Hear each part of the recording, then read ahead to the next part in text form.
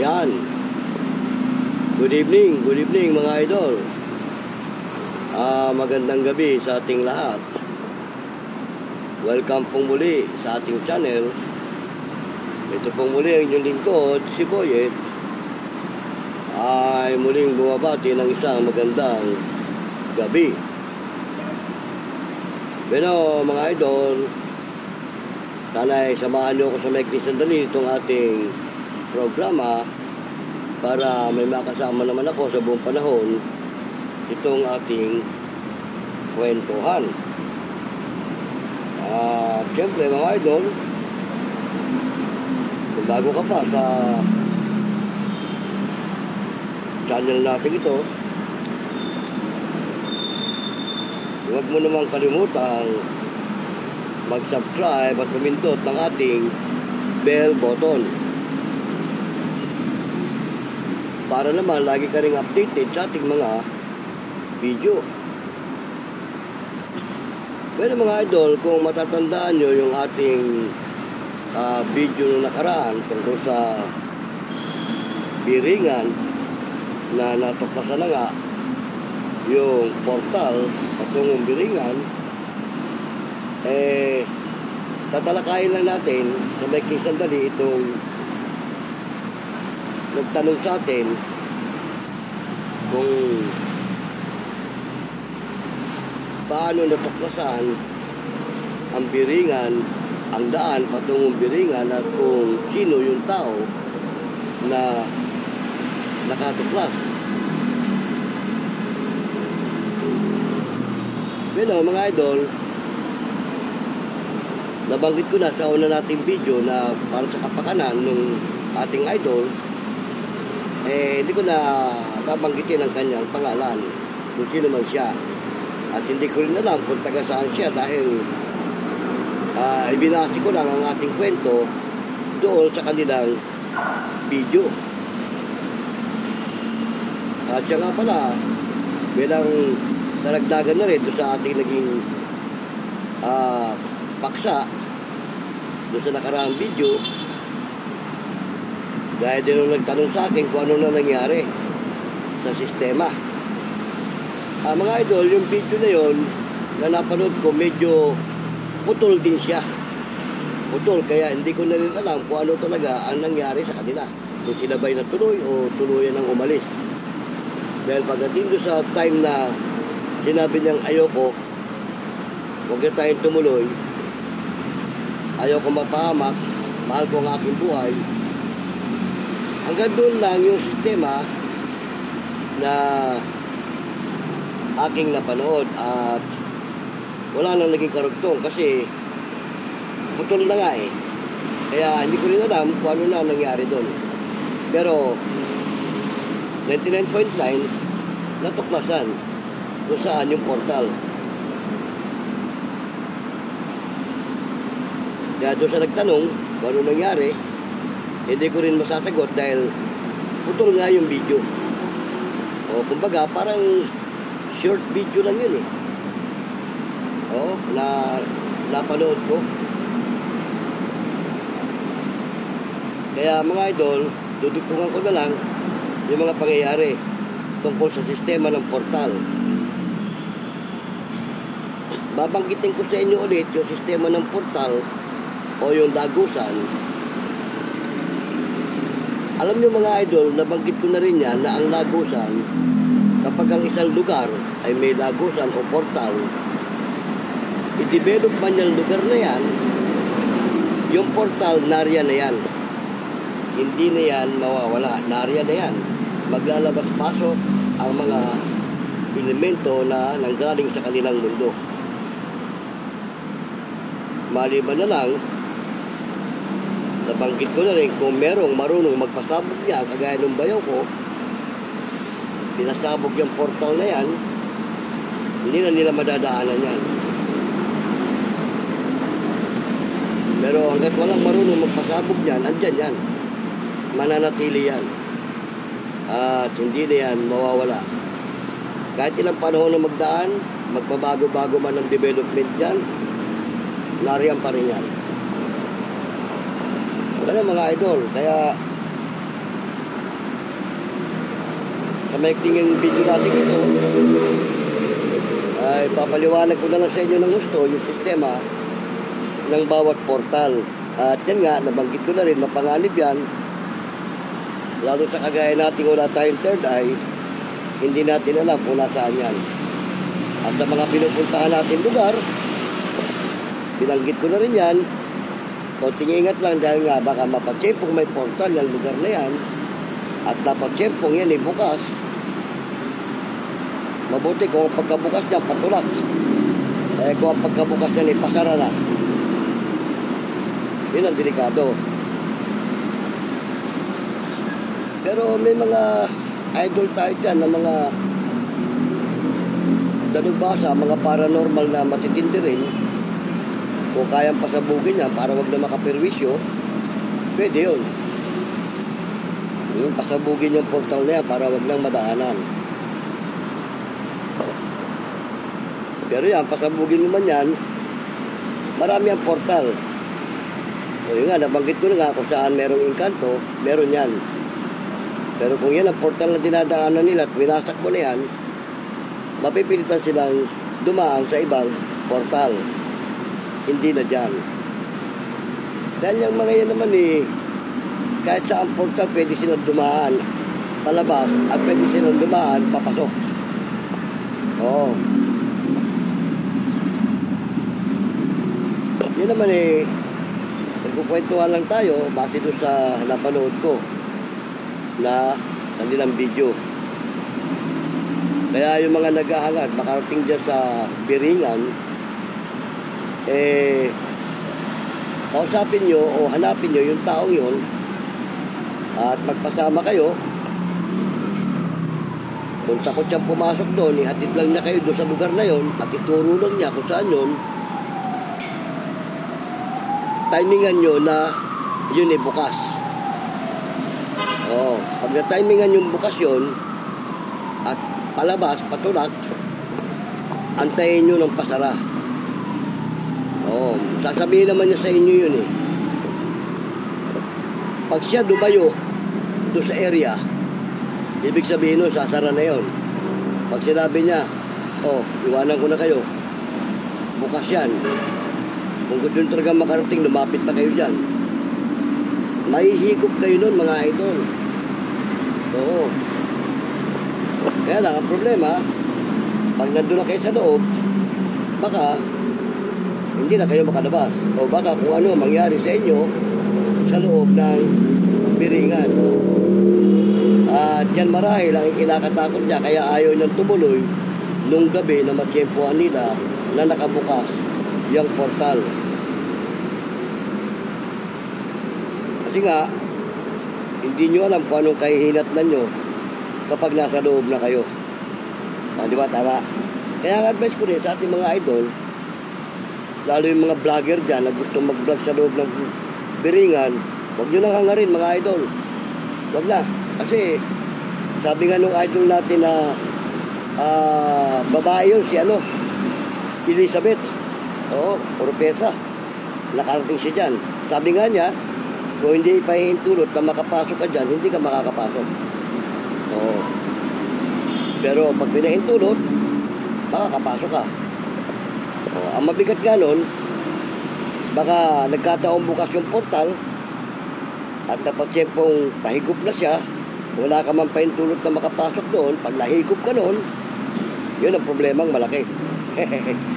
Kaya ang advice ko lang sa ating mga idol dyan na naghahangad makarating doon, huwag na. Kung wala ka rin lang malakas na pwersa para sumabak sa loob noon, huwag na. Kung ako nga kahit papano, kaya ko sumabak sa loob noon at kaya ko rin wasakin yung portal na yan kung gugustuhin ko. Pero wala tayong karapatan dyan. Wala tayong karapatan na pakialaman sila. Kasi baka ang maging bunga niyan, lalo magagalit ang mga nasa loob. Kawawa yung mapaghihigantihan. Di ba? Lalo kung hindi ka tigar yan. Pero tandaan nyo mga idol, kapag sinundan ka ng elemento bumuntot sa iyo, saan ka man, kaya kang sundan yan. At kaya kang perwisyuhin. Kaya kanyang dalhin doon sa kanilang kaharian. Kasi kapag nagalit sa'yo yan dahil pinirwisyo mo sila, hindi ka man nila parusahan dito sa mundo natin, makadaling ka niyan doon, gawin kang alipin at doon ka parusahan. Yun ang nakakatakot. Sabi nga ng bayaw ko, yung mga yan, mahirap din na pinakikialaman mo sila. Oo. Ay, yung bayaw ko kaya naman nangangaas siya, nakalabanin sila dahil pagka merong humihingi ng tulong, halimbawa, ginamot niya, sinalbahin ng mga yan, ginamot niya, mapipilitan siyang puksain yan. Oo, at kung marami nang napirwisyo ang mga yan dahil doon sa portal, pwede niyang pasabugin yon. Oo.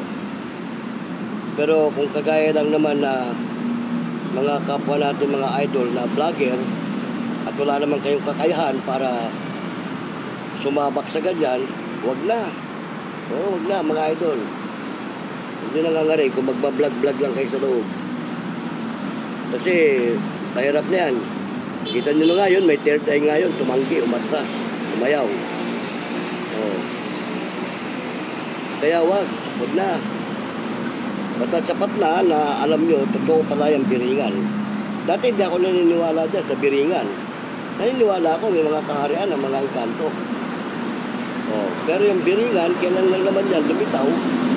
At kailan lang naging popular yung biringan na yan, hindi ako naniniwala dyan. Pero nung napanood ko na may nakadiscover na kung saan ang portal niyan, naniniwala na ako na totoo yung biringan.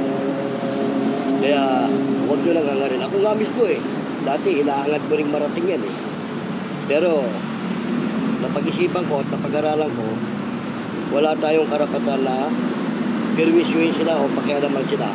Oras na pumasok ka dyan at ang tendency mo lang, ang plano mo lang, magbablog ka o oosyosohin mo lang yung loob nila, may peligro mga idol. May peligro, wag na.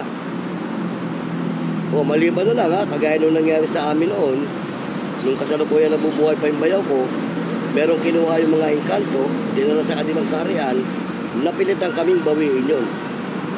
Oo. Napilitan kaming bawiin. Pwede yun. Papakialaman na sila. Dahil sila na nakialam Kumbaga sila na nag-umpisa. Yung sabi ng bayo ko, wala akong pakialam sa inyo. Huwag nyo kami pipirmisyuhin. Hindi namin kayo pakikialaman. Huwag nyo kami pakialaman. Kaya ngayon, ang advice ko lang, mga idol, wag na. Huwag nyo lang hangarin na makarating kayo doon. Sinabi na nga ng idol natin si Elizabeth Oropesa baka walang pahintulot, hindi kayo makakapasok doon. Pero kung ganun, hindi sinasadya na nakapasok kayo at ang hangad nyo nga doon mag-vlog lang o mag-ano lang, mag-kusyoso, huwag na mga idol. Dahil baka mamaya, makatuwaan kayo ng mga naroon, hindi na kayo palabasin, gawin kayong alipin, baka pagsisihan nyo sa bandang huli. Diba, tama? Oo, ako nga dati hangad ko makarating dyan. Pero napag-aralan ko at napag-isipan ko, wag na lang, wag na. Kahit pa may magyaya sa akin na kapwa ko na medyo may kakayahan, masabihin ko wag na. Kasi parang tayo na dumayo sa kanila para kalabanin sila. Di ba tama? Ngayon, kung dito sila mamimirisyo sa atin, pwede natin sila pakialaman. Oo, kasi sila na dumayo dito Pero kung ikaw ang dadayo sa kanilang kaharian, may peligro. Oo. Kaya yan lang ang advice ko sa ating mga idol, huwag din nangangarin. Ganyan, may nakadiscover na kung saan ang daan yan. Ngayon, talagang desidido kayo at nakahanda kayo sa mangyayari. Yun, hanapin nyo yung tao hanapin nyo yung video niya. Panoorin yung video niya, tapos kontakin nyo siya. Samahan kayo. Kasi yun, 10 oras ng gabi, yan marahil ang pagbukas niyan. Kasi may pumapasok pa na dyan, kagaya nung may bumaba doon sa bus. lakbay patawid ng karsada, unti-unting nawala. Kaya naman pala unti-unting nawawala, ay may portal nga sa lugar na yun. Baka pagbaba niya ng bus, binuksan na niya yung portal. Kasi may kakayahan lang naman magbukas at magsara niyan, mga idol. Sila may kakayahan magbukas at magsara. Oo. Kaya kung papakialaman nyo yan, ay may peligro. Shout out! Ganoon. Kaya ako, advice ko lang, idol ha, mga idol ko kayo. Pare-pareho tayong mga vlogger, huwag nyo nang hangarin. Sapat na na-discovery na totoo yung biringan. Ako dati hindi naniniwala dyan, pero nung napanood ko, yung nakadiscovery ng portal patungong biringan, naniwala na ako dyan.